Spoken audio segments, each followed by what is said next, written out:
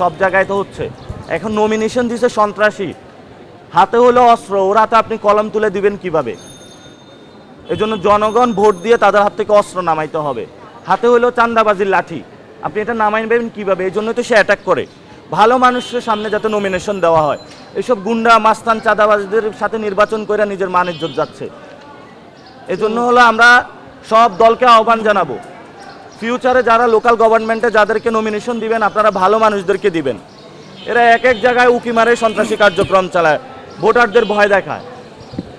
আমরা যারা সুস্থ একটা গণতান্ত্রিক চর্চা করতে চাই, এদের কারণে আমরা পারছি না।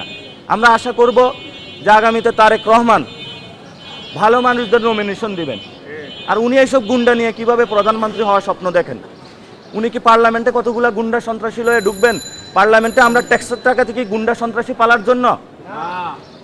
পুরো বাংলাদেশের মানুষ তারেক রহমান যে কে ভুল করেছে তার পাপের প্রায়শ্চিত্ত আপনারা ভোটের মাধ্যমে নিশ্চিত করবেন। দাঁড়িপাল্লা এবং শাপলাগলিতে ভোট দিবেন, তাকে লাল কার্ড দেখাবেন, যাতে আর জীবনে সাহস না করে সন্ত্রাসী, চাঁদাবাজি, দুর্নীতিবাজ, ঋণখেলাপি, দ্বৈত নাগরিকদেরকে মনোনয়ন দেওয়ার এই সাহস যাতে জীবনে আর না করে। এবং তাকে বিশ্রাম নেওয়া উচিত। তার খালেদা জিয়া মা জিয়াউর রহমান যেভাবে পলিটিক্স করেছে, এটা আবার একটু ইতিহাসগুলো পড়া প্রয়োজন। গুন্ডামি মাস্তানি পাইছে নাকি বাংলাদেশে?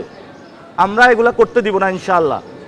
আমাদেরকে কিছু বললে বলে ছোট বাচ্চা, বেয়াদব। তো আপনি কত বড় হয়েছেন? 15 বছর তো খুঁজে পাওয়া যায় নাই। তলে তলে হলো ব্যাংক ব্যবসা করেছেন, বিভিন্ন কাজ করেছেন, ঋণ খেলাপি করেছেন। 2100 কোটি টাকা একটা ব্যাংক থেকে নিয়ে গিয়েছে। আবারই বড় জোর গলায় বলে আমি অন্য দলকে আসতে দিব না। আপনি না আসতে দেওয়ার কে? জনগণ যাকে চায় সে হবে। আমাকে যদি জনগণ না চায় আমি হব না। আমরা অনেক পথ পাড়ি দিয়েছি, অস্ত্রের সামনে থেকে দাঁড়িয়ে এসেছি। আমাদের অনেক সহযোদ্ধা মারা গিয়েছে, স্নাইপারের সামনে ছিলাম। ভয় দেখাবেন না এখানে। গুন্ডা মাস্তানি বন্ধ করুন, যথেষ্ট হয়েছে। ধন্যবাদ সকলকে। ধন্যবাদ।